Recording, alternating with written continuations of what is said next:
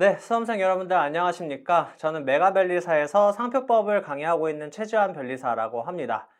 네, 여러분들 벌써 이제 2차 시험이 얼마 남지 않았습니다. 그래서 이번 시간에는 여러분들께 제가 2차 시험 직전 마지막 한 달 동안에는 어떤 식으로 공부를 하고 계획을 짜면 되는지 많은 분들이 좀 막막해 하실 거라 생각을 해가지고 이렇게 무료 특강 한번 촬영 진행하게 되었습니다. 자, 이제 참고로 말씀을 드리면 제가 여러분들께 2차 강의, 이번 이제 59회 대비 2차 강의죠. 그 2차 강의를 이제 날씨가 추워질 때쯤부터 촬영을 시작을 했거든요. 날씨가 추워질 때 촬영을 시작했는데 벌써 제가 이렇게 반팔 입고 있다시피 날씨가 많이 더워지고 이제 여름이 다가온 게 이제 물씬 느껴지는 그런 계절입니다. 그 말은 이제 시험이 진짜 다가왔다라는 것인데요. 이제 여러분들께서 마무리 어떻게 하면 되는지 분명히 이제 이번 수업을 통해서 많은 것들을 얻어가실 수 있을 것이라고 생각을 하거든요. 그래서 여러분들께서 이제 공부를 하시다가 이제 공부 정말 열심히 해야 되는 그런 시기에 들어왔죠. 공부하시다가 잠깐 머리 식힐 겸 이제 겸사겸사 들어주시면 좋을 것 같습니다. 저도 그렇게 길지 않은 시간 범위 내에서 한 2, 30분 범위 내에서 여러분들께 유익한 마무리 정보 전달 드릴 수 있도록 한번 진행해 보도록 하겠습니다. 자, 여러분들 일단 시험 일정 먼저 잘 체크하고 가도록 하겠습니다. 여러분 참고로 시험 접수는 하셨죠? 시험 접수는 잘 하셨을 것이라고 생각을 하고요. 올해 이제 2차 시험이 일정이 어떻게 되냐?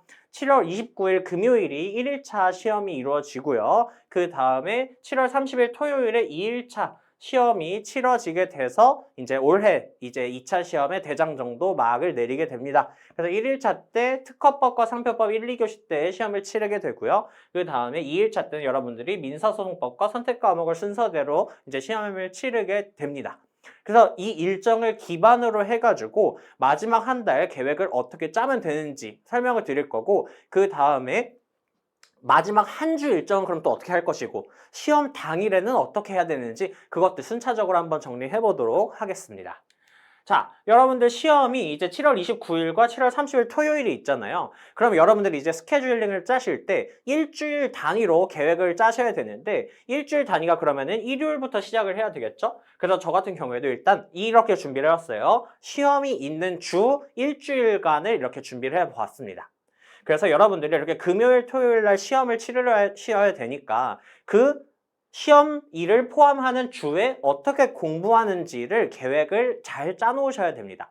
이거에 대해서 구체적인 내용은 이따가 뒤에서 조금 더 구체적으로 제가 안내를 해드릴게요. 근데 일단 지금 포인트는 무엇이냐면 마지막 한 달에 대한 스케줄입니다. 여기서 제가 좀 설명드리고 싶은 것이 있는데요. 이거는 저도 오랫동안 매해 강의할 때마다 소개를 해드렸던 것이고, 실제로 많은 수험생분들이 본인 수험생활에 적응을 해가지고 이점이 굉장히 많다라고 검증된 방법이어서 소개를 해드리는 겁니다.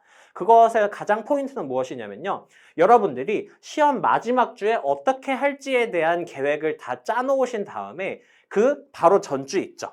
그 전주에 그 시험주에 해당해서 공부할 계획을 그대로 카피해가지고 똑같이 연습을 하는 겁니다. 그래서 이제 여러분들이 7월 29일, 7월 30일 날 시험을 치르셔야 되기 때문에 그 전주 금요일과 토요일이 여러분들께서 무엇을 해주셔야 되냐면 세미 테스트 기간을 거치셔야 돼요. 즉, 이 전주에도 똑같이 이때가 실제 시험이라고 생각을 하신 다음에 이때 시험 치르는 시간과 동일한 시간을 재시고, 그때 가능하면 이렇게 많은 사람들, 뭐 스터디 하시는 분들이 있으면은 같이 스터디 또는 뭐 케미스터디 등을 통해 가지고 정해진 시간 동안 딱 문제 푸는 것을 이제 진행을 해주시면 좋을 것 같습니다.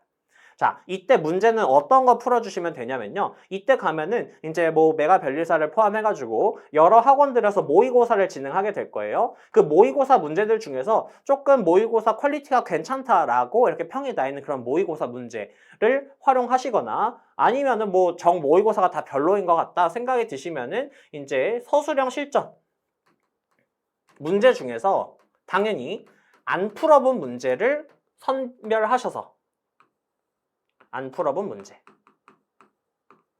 안 풀어본 어떠한 강사의 서술형 실전 문제 중에서 특히 전범위를 출제하시는 그러한 강사님의 문제를 가지고 연습을 해주시면 좋을 것 같습니다. 즉, 전주에 똑같이 시험 보는 것과 같게 연습을 하신다라고 봐주시면 될 것 같아요. 그래서 실제로 여러분들께서 공부하는 거 있죠. 뭐 예를 들어서 제가 목요일 날에는 어떻게 공부를 해야겠다라고 계획을 세워놨어요. 예를 들어서 뒤에서 좀 더 자세히 설명을 드리겠지만 목요일은 금요일 날 시험 전날이기 때문에 기본적으로는 특허하고 상표를 메인으로 삼아서 공부를 해야 되겠죠.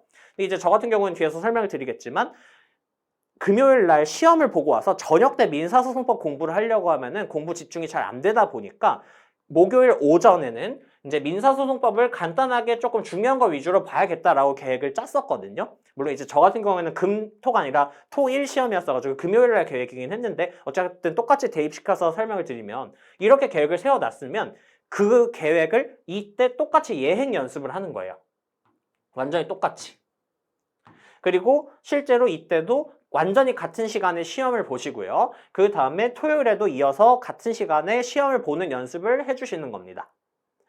이제 이때 뭐 사람에 따라서 다르겠는데요. 저 같은 경우에는 실제로 이따 이것도 뒤에서 설명드리겠지만 시험날 뭘 입을지까지 다 정해놨어요. 어떤 옷을 입을지까지 다 정해놓고 실제로 이 전주에 연습을 할 때에도 똑같은 옷을 입고 연습을 했습니다. 과연 그 옷이 내가 답안지 쓰거나 할 때 불편하지는 않은지 그런 것까지 체크를 하기 위해서 똑같은 옷으로 했고요. 이제 뭐 경우에 따라서는 그런 경우도 있다고 봤어요. 이제 여러분들 시험 치르는 고사장 있잖아요. 실제로 고사장 근처에 가가지고 답안 쓰는 연습을 하시는 분들도 있다라고 제가 들었습니다. 뭐 그 근처에 있는 뭐 스터디 카페를 빌린다든지 해가지고 연습을 하시는 분도 봤어요. 그거는 또 의미는 있을 거라고 생각을 해요. 어떤 의미가 있냐면 여러분들이 그냥 평소에 공부하던 장소에서 그 연습하고 바로 이어서 공부하고 그러면은 실제 시험날 금요일 날은 좀 달라질 수 있거든요. 왜냐면 금요일 날은 여러분들이 고사장에 가서 고사장에서 오후까지 시험을 보시고 저녁 때 이제 다시 공부하는 곳으로 돌아가셔서 민소 공부를 하셔야 돼요. 그런 이동하는 시간에도 여러분들의 체력이 떨어질 수 있고 그것까지 미리 연습하는 것도 의미는 있을 수 있어요. 근데 뭐 그렇게까지 뭐 의무적으로 하실 필요는 없을 것 같고요. 어찌됐든 그런 점까지 고려를 해가지고 전주에 한번 모의고사를 본다. 이렇게 스스로 모의고사를 본다. 이렇게 생각을 해주시면 좋을 것 같고요. 공부 계획도 이따가 제가 마지막 주 어떻게 계획을 할지를 설명을 드릴 건데 똑같이 전주에 예행 연습을 해주시면 되겠습니다. 그래서 이건 취지가 무엇이냐면 전주에 시험주와 똑같이 한번 연습을 해가지고 시험주가 됐을 때 시행착오도 줄이고 긴장감도 줄일 수 있는 그런 효과를 나타내기 위한 방법이라고 보시면 되겠습니다. 이게 마지막 2주에 대한 공부 방법이어서 이건 여러분들이 꼭 해보시길 바라겠고요. 사실 동차생분들 같은 경우에는 이거를 3주까지 연습하실 여력은 없을 것 같아요. 그래서 일단 2주로 안내를 해드리고 근데 만약에 조금 기득 이상이신 분들 중에서 이제 앞선 공부가 조금 어느 정도 정리가 많이 되었다 생각이 되시는 분들은 이거를 한 주 더 카피하셔도 됩니다. 그래서 3주 연습을 하셔도 돼요. 그 점 참고해 주시면 되겠습니다.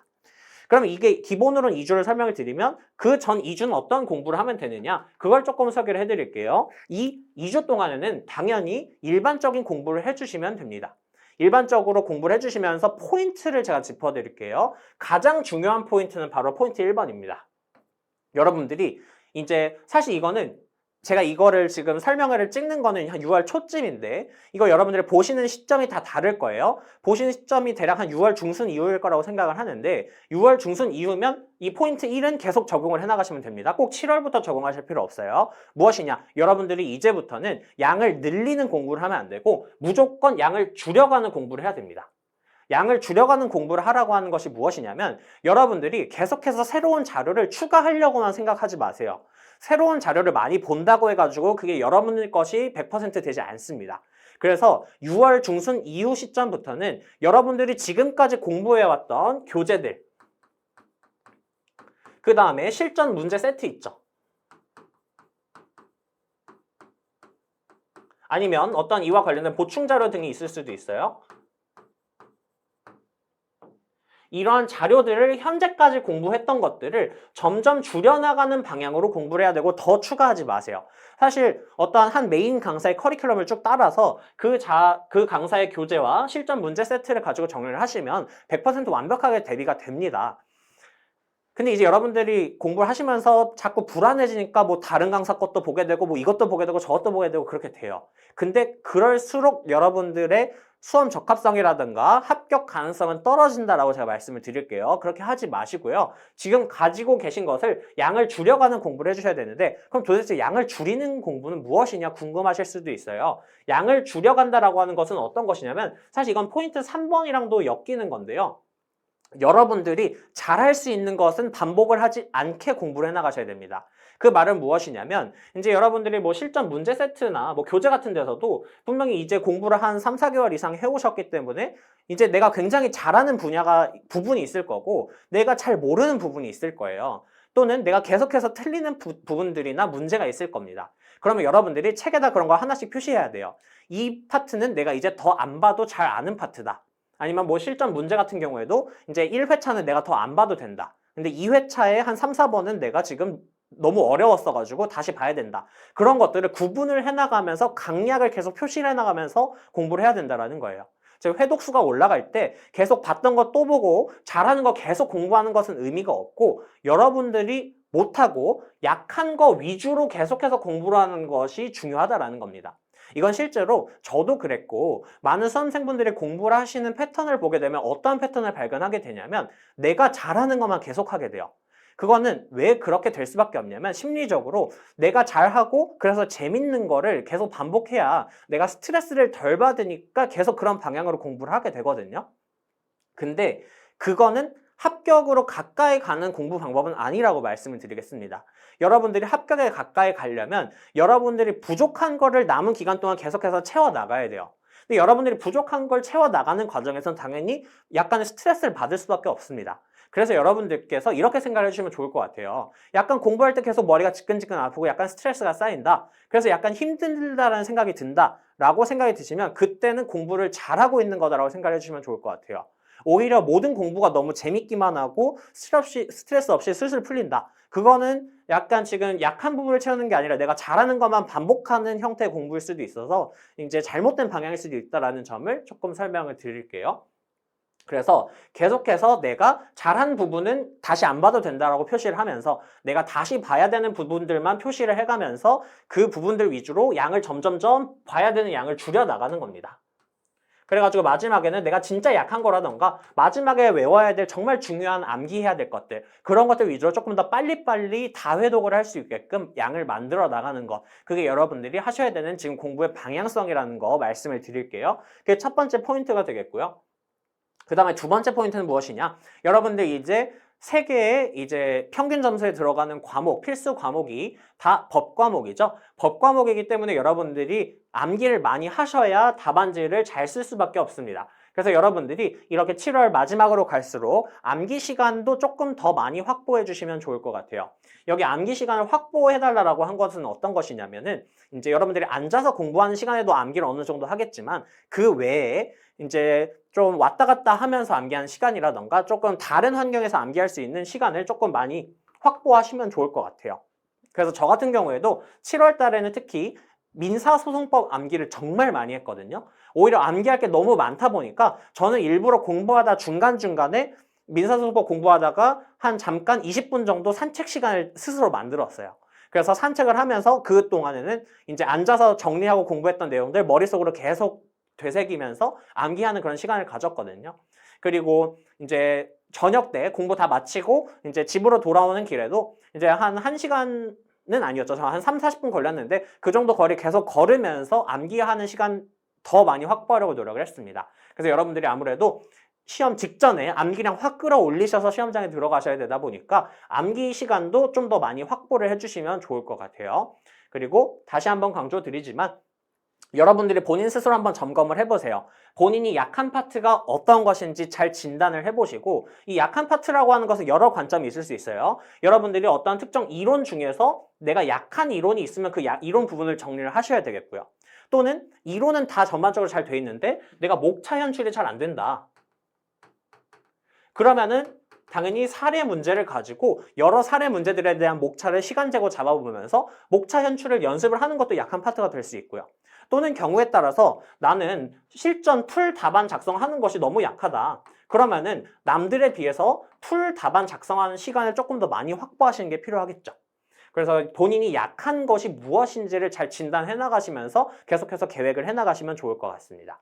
그리고 참고로 말씀을 드리면 간혹 질문을 받아요. 7월 동안에는 쓰기는 아예 진행 안 하나요? 질문 주시는데 저는 그래도 한 이틀에 답안지 하나 정도는 쓰는 게 좋다고 생각을 합니다. 왜냐하면 너무 오랫동안 답안지 안 쓰면은 여러분들 그 쓰는 감각을 잃어버립니다. 그래서 감각을 잃지 않을 정도는 유지를 하시면서 기본적인 이론이랑 암기 늘려가는 방향으로 공부를 해주시면 좋을 것 같아요. 그래서 2주 동안 그렇게 공부를 해주시면서 이제 마지막 두 번째 주는 이제 시험 주와 동일하게 카피해서 연습을 하고 시험 주에는 이제 당연히 그 주를 위한 공부를 해주시면 된다. 이렇게 봐주시면 될 것 같습니다.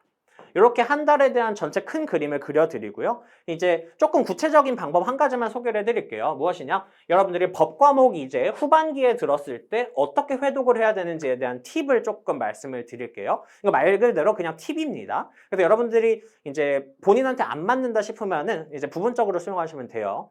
자, 여러분들께서 기본서, 법 과목 기본서 회독하실 때 어떻게 회독하시나요? 특히 이건 특허 상표 관련된 내용인데요.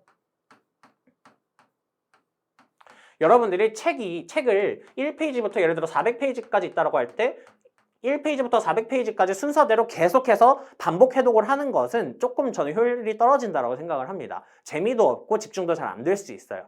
그래서 저 같은 경우에는 특히 특허나 상표 같은 경우에는 일정 기간마다 여러분들이 계획을 짜셔가지고 기간마다 주제를 잡아가지고 그 주제에 맞는 회독을 하시면은 좋을 것 같다라고 안내를 많이 해드립니다.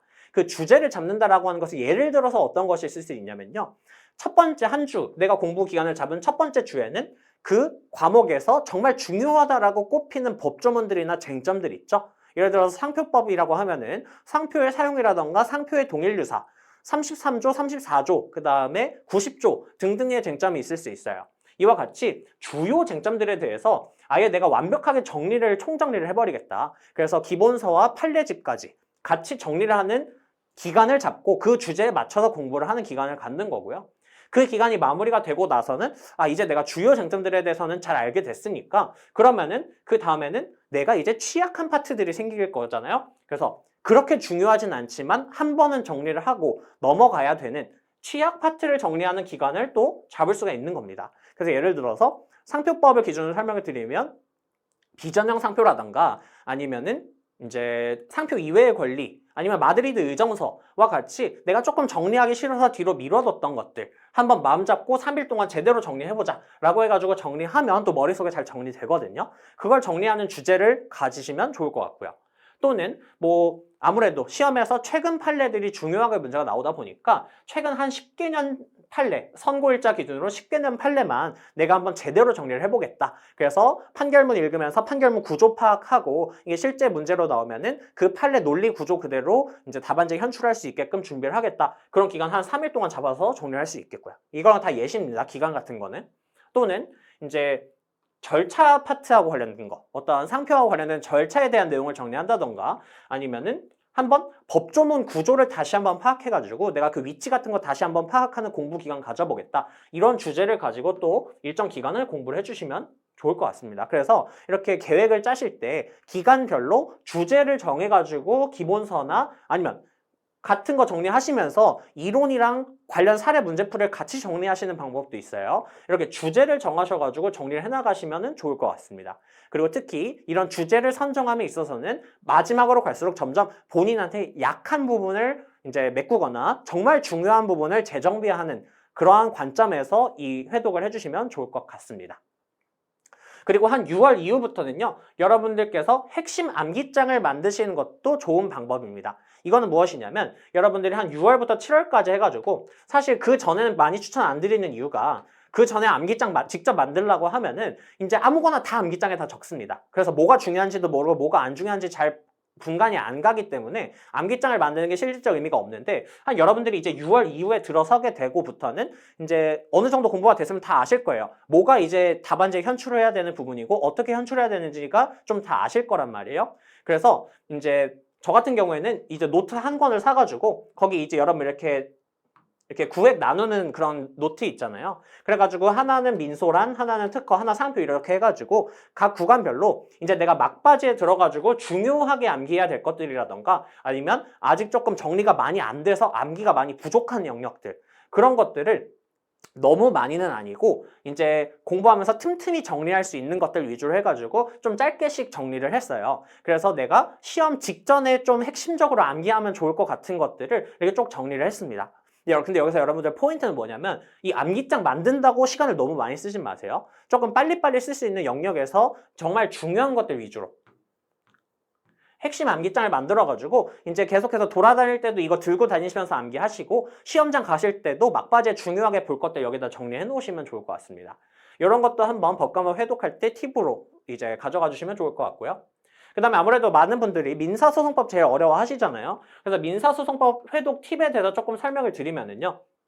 저 같은 경우에는 일단 6월 이후부터는 회독 주기를 점점 줄여 나갈 것을 추천을 해드릴게요. 저 같은 경우에 실제로 저도 그 생동차 기간이었는데 그때 어떤 식으로 했었냐면은 그 전까지 한 6월 전까지 6월까지는 민사소송법 전체를 하나를 회독을 하는데 4주가 걸렸습니다. 그리고 양이 실제로 많기 때문에 4주 안에 회독하는 것도 뭐 쉽지는 않죠. 그래서 한 5월, 6월에는 다 4주에 1회독을 목표로 했었는데 7월부터는 회독 주기를 무조건 안 돼도 억지로 줄였어요. 그래서 7월에는 실제로 전 어떻게 했었냐면 6월까지는 4주 1회독 하고요. 7월에 또 4주가 남잖아요. 그래서 2주 동안 1회독 하고 그 다음에 마지막 2주 동안 일주일 회독 2번 하고 나서 시험장에 들어갔습니다. 그럼 이게 딱 아까 제가 설명드렸던 그 한 달 계획할 때도 이렇게 돼요. 그 앞에 2주 동안 민소 1회독. 그 다음에 이제 시험주랑 그 전에 어차피 카피해야 되는 주니까 이건 어차피 똑같이 해야 되니까 일주일 회독. 이런 식으로 공부를 했었습니다. 그래서 안 돼도 억지로 내가 그 맞추기 위해서 하루하루 노력하다 보면은 점점 어떻게든 회독 속도도 빨라지고 줄어들게 됩니다. 그래서 이때 할 때도 포인트는 무엇이냐면 여러분들이 6월에 회독을 하실 때 이제 민소 답안도 어느 정도 쓸 줄 아시게 됐잖아요. 그래서 답안지에 딱 쓸 부분만 하이라이트 처리를 6월쯤에 하시는 게 좋습니다. 그래서 7월 달에 회독할 때는 딱 하이라이트 쳐진 부분 위주로 해가지고 회독을 많이 해주시면서 회독 속도를 빨리빨리 올려주시면 좋을 것 같습니다. 근데 이런 식으로 회독 주기를 줄이다 보면은 어떠한 문제가 발생을 하게 되냐면요. 이제 여러분들이 보통 앞에 막 관할부터 시작을 해가지고 쭉 해서 마지막에 재심 파트까지 이런 식으로 회독을 해나가게 되죠. 근데 이렇게 회독 주기를 줄이다 보면은 이 뒷부분을 막 약간 날림으로 공부하게 되는 그런 경향이 발생을 하게 됩니다. 그래서 그때 문제점을 해소하기 위해서 저는 어떤 식으로 했었냐면요. 이렇게 6월 동안 회독을 할 때는 책을 앞에서부터 뒤에까지 회독을 했다면 7월에 들어가지고 회독을 그 다음에 할 때는 순서를 바꿨습니다. 어떤 식으로 했냐면 민사소송법 책을 대략 한 4등분을 해가지고 그러니까 직접 자르진 않고 구획을 해가지고 1, 2, 3, 4를 이렇게 붙인 다음에 회독을 할 때 이제 예를 들어서 이렇게 2주 1회독 하는 기간에는 4, 3, 2, 1 순서대로 단원들을 공부를 한 거예요. 그러면은 6월에 회독할 때는 4번 파트를 조금 약하게 봤다고 하더라도 그 다음에 회독할 때는 4번 부분을 제일 먼저 봐가지고 조금 집중도 있게 보고 이제 사실 1번을 너무 많이 봐가지고 조금 집중도 낮게 봐도 되잖아요. 그걸 제일 뒤쪽에 배치를 해가지고 회독 순서를 바꾸는 겁니다. 그렇게 하는 방법도 있고 또는 그 다음에는 저는 이걸 순서대로 막 뒤죽박죽했어요. 그래서 실제로 이 2주 1회독 할 때 4, 3, 2, 1 순으로 하고 이때 할 때는 뭐 2, 4, 3, 1, 뭐 3, 2, 1, 3 뭐 이런 식으로 해가지고 순서를 좀 뒤죽박죽 해가지고 제가 모든 파트, 민사소송법의 모든 파트가 골고루 공부가 될 수 있게끔 이런 순서도 바꿔가면서 회독을 하는 것도 했었는데 굉장히 좋은 방법이었어요. 그래서 여러분들께서도 한번 공부에 참고해보시면 좋을 것 같습니다. 그래서 이렇게 법과목 회독 팁 몇 가지 조금 드려봤고요. 이제 어떤 거 설명드릴 거냐면 시험주 있죠? 아까 있었던 시험주에 어떻게 스케줄링 하면 되는지를 좀 소개를 해드릴게요. 일단 여러분들이 구획을 어떻게 하셔야 되냐면 앞에 4일이 있고 그 다음에 시험 시작하기 전날이 있다. 이렇게 봐주시면 될 것 같아요. 자, 구획을 해보면 이 4일 동안에는 전체를 조금 총 정리하는 시간을 가지셔야 됩니다. 그래서 저 같은 경우에 참고로 어떻게 썼냐면은 이제 오전, 오후, 저녁 보통 이렇게 구획을 했을 때 그 중에 한 타임은 온전히 다 민사소송법에다가 썼어요. 그래서 4일 동안 1회독 하는 거 계획해 놓은 거 했고요. 그 다음에 예를 들어서 오후 같은 경우에는 이제 온전히 한 오후부터 한 저녁까지 해가지고 특허 상표를 정리하는 시간을 가졌었는데 저는 그렇게 했어요. 특허 상표 같은 경우에는 그걸 이렇게 시간을 쪼개서 하다 보면은 하나를 좀 집중도 있게 못하는 측면이 있어가지고 아예 요일을 구분을 해가지고 월수는 특허를 하고 화목에는 상표를 정리하는 시간을 가졌습니다. 이거는 본인 스타일에 따라서 하시면 될 것 같아요. 하루에 한 과목을 집중 있게 빡 정리하는 게 나은지 아니면은 나는 이렇게 한 번에 오랫동안 한 과목을 집중하는 게 오히려 별로다 하시면 그냥 특상 이런 식으로 준비를 하시면 되겠죠? 이렇게 해가지고 결과적으로 이 4일 동안에 전체적인 부분을 한번 회독을 하면서 문제 푸셨던 것들 있죠? 실전 세트. 그것도 한번 목차 잡아보시면서 복습하실 수 있는 그런 시간을 가지시면 될 것 같고요. 그 다음에 뭐 선택 과목 같은 경우에는 이제 감을 잃지 않을 정도로만 하루에 한두 시간 정도 공부를 해주시면 될 것 같습니다. 이렇게 해서 4일 계획은 일반적으로 이제 짜주시면 되고요. 결국 여러분들이 1일차 시험 전날에 어떻게 준비를 해야 되느냐 좀 고민이 될 수도 있는데요. 저 같은 경우에는 추천드리는 방법이 이제 오전에 민사소송법을 하는 겁니다. 이거는 뭐 사람마다 좀 다르고 강사마다 안내 방식이 다를 수도 있어요. 저는 제가 했던 방식 설명드리는 겁니다. 어떤 거냐면 여러분들이 이제 1일차 시험을 보시게 되면 오전에 특허법 보고 오후에 상표법 보시죠. 그러면은 그 다음에 와가지고 저녁부터 이제 공부를 하기 시작합니다. 그래서 여러분들이 저녁부터 공부해가지고 2일차에 중요한 민사소송법을 준비를 해야 돼요. 그리고 양도 워낙 많잖아요, 민사소송법이. 그러다 보니까 저는 이 저녁 시간에 민소법 공부하는 것만 가지고는 좀 부족할 거다라고 생각을 했어요. 그리고 실제로 이날 시험 보고 오면 체력이 굉장히 많이 떨어져 있거든요. 굉장히 힘든 상태에서 봐야 돼요. 그렇기 때문에 저는 민소는 워낙 중요하다 보니까 아예 미리 조금 봐두자 해가지고 그 1일차 시험 전날 오전에는 민사소송법 중요 파트를 정리를 해놨습니다. 그 다음에 오후부터 특허 상표를 정리를 했어요. 이 순서는 뭐 크게 상관은 없을 것 같아요. 그래서 오후 타임, 저녁 타임 나눠가지고 각각 특허법 한번 전반적으로 1회독 빠르게 하면서 중요한 거 체크하고 그 다음에 특허법 전반적으로 보면서 1회독 하고 이렇게 시간을 가져주시면 될 것 같습니다. 그리고 참고로 이때도 아무래도 이렇게 짧은 시간 안에 전체를 봐야 되다 보니까 모든 걸 다 보겠다는 생각을 하시면 안 되고요. 7월 초부터 해가지고 쭉 점점 양을 줄여 오셨을 때 그 줄여진 양만 핵심적으로 여기서 딱 보셔야 돼요. 그렇게 한 달 동안 준비를 해오셔야 된다는 거 생각해 보시면 되겠고요. 결과적으로 이렇게 시험 1일차 전날은 준비해 주시면 되고 결과적으로 1일차 시험 보고 오셔서 그날 저녁에는 이제 민소법이랑 선택 과목 같은 경우에는 사람마다 다를 것 같아요. 저 같은 경우에는 회로이론을 선택했었는데 회로이론 그냥 4문제 세트 하나 이제 실제 풀어보는 형태로만 머리 풀고 이제 마무리를 했습니다. 그런 식으로 해주고 나서 사실 이제 민소법 선택 과목 보면은 시험이 끝나게 되는 것이죠. 그래서 이제 시험 주에 이런 식으로 스케줄링 대략적으로 예시 보여드렸고요. 말씀드렸다시피 이렇게 계획을 짠 거를 여러분들께서 이 시험 전주에도 똑같이 예행 연습을 해주시면 되는 겁니다. 그래서 이 계획을 스스로도 한번 어떻게 하면 좋을지 계획을 세워보시면 좋을 것 같아요. 자, 그럼 이제 대망의 마지막만 남았습니다. 무엇이냐? 이 시험 당일날 어떻게 해야 되느냐? 이거에 대해서 조금 안내를 해드리려고 하는데요. 제가 몇 가지 행동 강령이라고 해가지고 좀 뭐 거창하게 해놨는데 몇 가지 말씀을 드리겠습니다. 첫 번째 포인트는 무엇이냐면요. 여러분들이 시험 당일날에 어떠한 돌발 변수가 아무것도 발생하지 않게 모든 것을 준비를 해놓는 자세가 필요합니다. 이건 어떤 것이냐면 여러분들이 시험 당일날 갔는데 막 예상치 못한 변수들이 발생해버리게 되면 긴장하게 되고 긴장하면 불필요하게 내가 실제로 이렇게 역량을 발휘할 수 있는 것을 100% 발휘하지 못하고 나오게 됩니다. 그렇기 때문에 그런 상황을 애초에 막아야 돼요. 그래서 제가 예시적으로 대표적으로 생각할 수 있는 것들 좀 여기다 적어와 봤는데요. 그게 무엇이냐면 첫 번째는 이거 많은 분들이 이제 실제로 겪는 문제 중에 하나인데 시험 전날에 특히 긴장 많이 하시는 분들 같은 경우에는 시험 전날 꼴딱 밤새고 가시는 분들도 많다고 들었거든요. 저도 주변에서 봤고. 그래서 시험 전날에 혹시나 긴장해서 잠이 안 올 수도 있어요. 근데 여러분들 어찌됐든 최상의 컨디션에서 시험 보려면 적어도 일정 시간 한 5시간에서 6시간 이상은 이제 수면 잘 취하시고 시험장에 가셔야 되거든요. 그래서 여러분들이 혹시나 시험 전날에 잠이 안 오면 어떻게 할 것인지에 대한 대처 방법도 조금 이제 미리 준비를 해 놓으시면 좋을 것 같아요.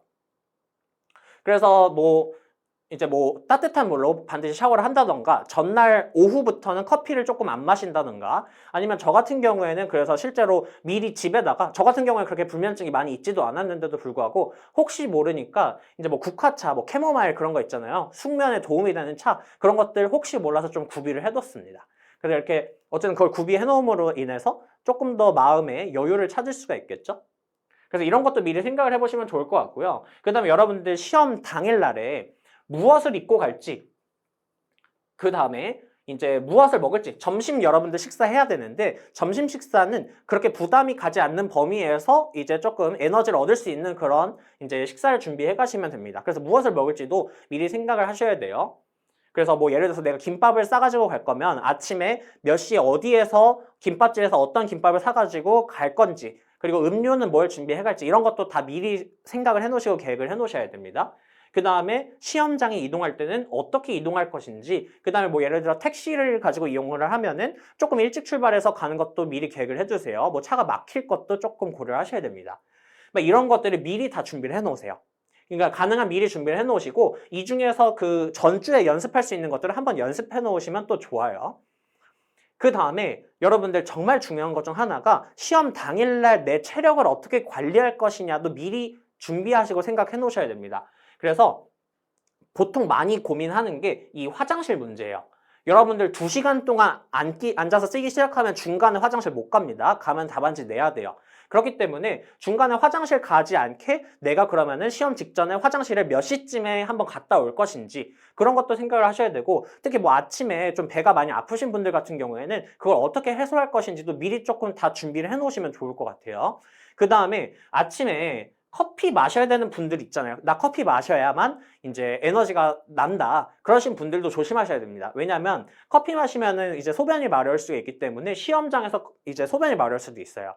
그렇기 때문에 그것도 굉장히 조심해야 되고, 이것도 전주쯤에 언제쯤 뭐 커피를 한 굉장히 소량만 마시면은 딱 뭐 화장실 가고 싶지도 않으면서 이제 어느 정도 각성은 된다. 그런 걸 한번 연습해 보시는 것도 좋을 것 같습니다. 그 다음에 여러분들 시험 치르시는 시점이 굉장히 더운 여름날이기 때문에 분명히 에어컨 문제가 발생할 수밖에 없거든요. 여러분들이 앉는 자리에 따라서 약간 더울 수도 있고 약간 에어컨 뭐 바람 제일 잘 닿는 곳에 있어서 추울 수도 있어요.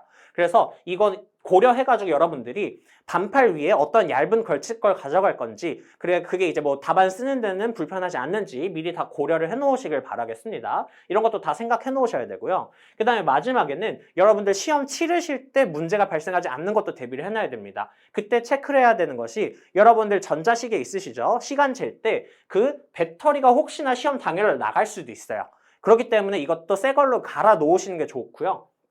혹시나 선택 과목 중에 계산기 쓰는 이제 선택 과목 같은 경우에는 계산기도 혹시 배터리가 나갈 수 있기 때문에 혹시나 하고 체크를 해 놓으셔야 됩니다.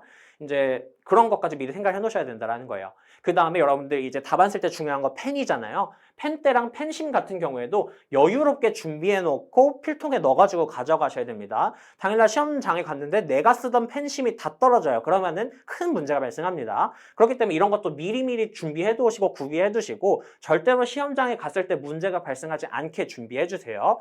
그래서 이런 것들 여러분들이 뭐 이거 외에도 여러 가지 당일날 내가 문제가 아무것도 발생하지 않게 다 만반의 준비를 해 놓으셔야 시험장에 갈 때 편안한 마음으로 긴장감을 조금 그나마 낮추고 들어갈 수 있습니다. 이런 거 생각해 주시면 좋을 것 같습니다. 그 다음에 제가 시험 당일날 추천드리는 게 한 가지가 있는데요. 시험 직전에 과목별로, 특히 이제 민특상을 얘기를 하는 건데요. 시험 직전에 20점짜리 답안지 빠르게 써보는 거 굉장히 도움이 많이 됩니다. 이것도 이제 저도 수험생 때 그 강사님께 들었던 거고, 이제 저도 많은 이제 후배 수험생분들께 이제 말씀을 드려서 많이 좋다고 해주신 방법이에요. 무엇이냐면 여러분들이 이제 1일차에서도 특허법 시험 보시고 상표법 시험 보시잖아요. 그럼 여러분들이 특허법 시험 치르시기 전에 그 고사장에 조금 일찍 도착하면은 시간 여유가 좀 있거든요. 그래서 그때 한 20분 정도 잡으시면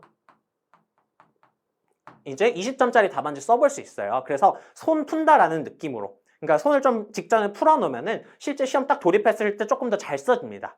그래가지고 너무 근데 또 30점짜리 쓰면 괜히 팔 아플 수도 있으니까 딱 손이 풀릴 정도로만 20분 정도에서 20점짜리 답안지를 써보면 좋습니다. 그래서 여러분들 미리 이제 판매되는 그런 답안지들이 빈 답안지 있잖아요. 그래서 그 빈 답안지랑 본인이 잘 쓸 수 있는 20점짜리 문제 하나 챙겨 가셔가지고 이제 직전에 한번 쓰시고, 상표법도 중간에 점심시간 끝나고 시간이 있어요. 그래서 뭐 잠깐 뭐 쪽잠 자실 분들은 자셔도 되고, 아니면 그때 잠깐 시간 활용해가지고 손풀기용으로 20점짜리 하나 써보면 좋을 것 같습니다. 근데 그때 쓸 때 문제는 그 해에 중요하게 꼽히는 쟁점이면서 내가 자신 있게 쓸 수 있는 문제를 해주세요. 막 엄청 어려운 문제 가져가가지고 시험 직전에 자신감 하락하고 시험 보시면 안 됩니다. 내가 정말 잘 쓸 수 있는 거를 이제 그러니까 한번 써봤던 거라도 이거는 가져가시면 돼요. 그러면서 올해 중요하게 찝히는 쟁점에 관한 문제를 가져가시면 제일 베스트일 것 같아요. 이것도 참고해 주시면 좋을 것 같습니다. 그 다음에 이것도 굉장히 중요한 건데요. 1일차 시험 끝나고 여러분들 이제 저녁 시간대에 민사소송법이랑 선택과목 공부해야 되잖아요. 그 시간에 절대로 시험 문제에 대해서 주변 사람들과 얘기하지 마시고요. 학원 익명 게시판 같은 데 들어가지 마시고 여러분들 혹시나 무슨 익명 카톡방 같은 데 들어가 계시면은 거기서 절대 아무것도 보지 마시고 나오세요. 이때 1일차 시험 끝나고 그날 봤던 특허 상표에 대해서 이야기를 하기 시작하는 순간 다음날 시험 준비 못하고 망합니다. 멘탈 나가요. 그러니까 어떤 관점이 있냐면, 그리고 여러분들께 말씀을 드리고 싶은 게 특허 상표 이제 총 200점치 시험을 볼 텐데 이 시험 200점치가 모두 내가 다 잘 쓸 수 있게 나올 거라는 기대는 애초에 하지 마세요. 이제 아무래도 시험에서 변별이 돼야 되다 보니까 특허 상표 중에 어느 한 과목 중에서 최소 한 문제 이상은 굉장히 어려운 형태로 나올 수밖에 없고 생소한 문제로 나올 수밖에 없습니다. 그 와중에 남들보다 잘 쓰면 되는 거예요. 그랬을 때 이거에 대해서 시험 끝나고 너무 생각하지 마세요. 그 순간 쓸 때 최선 다하시고 나와서는 일단 죽이 되든 밥이 되든 민사소송법 공부하세요. 내가 아무리 한 과목 망했다고 생각하셔도 민사소송법 하셔야 됩니다. 그럼 어떠한 관점이 있냐면 보통 시험이 어려우면 그 문제 모두가 어렵다고 생각을 해요. 그러니까 그날 괜히 시험 문제에 대해서 더 얘기하시면서 멘탈 더 깎지 마시고 그 시간에 민사소송법 한두 개라도 더 봐서 이제 민사소송법에서 고득점 하실 생각을 하시는 게 중요합니다. 이거 멘탈 관리에서 실패하시는 분도 굉장히 많아요. 그래서 이것도 굉장히 제가 중요하게 강조를 드리고 싶습니다. 그래서 이렇게 해가지고 여러분들께서 1일차, 2일차 시험도 잘 마무리를 해주시면은 이제 일요일 날 시험 딱 끝나고 이제 신나게 노시면 되겠죠? 여러분들이 이제 2일차 시험까지 끝나고 나시면은 이제 뭐 그 다음에 뭐 다시 1차를 좀 준비하셔야 되는 분도 있을 거고 아니면은 기득을 준비하셔야 되는 분도 있겠지만 뭐 끝나고는 한 8월 한 달 정도는 여러분들 좀 쉬시는 게 좋거든요. 그래서 그때 이제 쉬실 생각하시면서 남은 기간 또 열심히 공부해 주시면 될 것 같습니다. 그래서 시험 당일 행동 강령도 조금 소개를 해드려봤습니다. 자, 제가 준비한 2차 수험기간 마무리 방법은 여기까지, 특강 여기까지 진행을 하면 될 것 같습니다. 자, 그래서 여러분들께서 뭐 짧다면 짧은 기간이고 조금 긴 기간 준비하신 분들도 있을 텐데요. 이제 분명히 본인이 최선을 다해서 준비를 하셨다면은 그걸 믿고 끝까지 잘 지켜나가시면은 분명히 올해 좋은 결과 얻으실 수 있을 것이라고 생각을 합니다. 그래서 본인을 믿으시고요. 그 다음에 마지막으로 강조드리고 싶은 말은 여러분들 끝까지 건강 관리, 체력 관리를 이제 소홀히 하지 말아주세요. 이제 시험 막바지에 갈수록 누가 체력 관리 잘해가지고 컨디션 관리 끝까지 잘 유지하느냐 이것도 굉장히 중요한 변수가 됩니다. 그래서 체력 관리 적당히 하시면서 스트레스 관리도 조금 해가시면서 이 수험 기간 마무리해 주시고요. 말씀드렸다시피 다만 적당한 선에서 이런 스트레스 관리는 되는 선에서 암기량이랑 공부량 마지막에 후회 없도록 쭉 늘려주셔가지고 올해 시험 보시는 분들이 모두 후회 없이 최선의 결과를 얻어내셨으면 좋겠습니다. 그래서 오늘 특강은 여기서 마무리하도록 하겠고요. 여러분들의 모두 행운을 빌도록 하겠습니다. 감사합니다.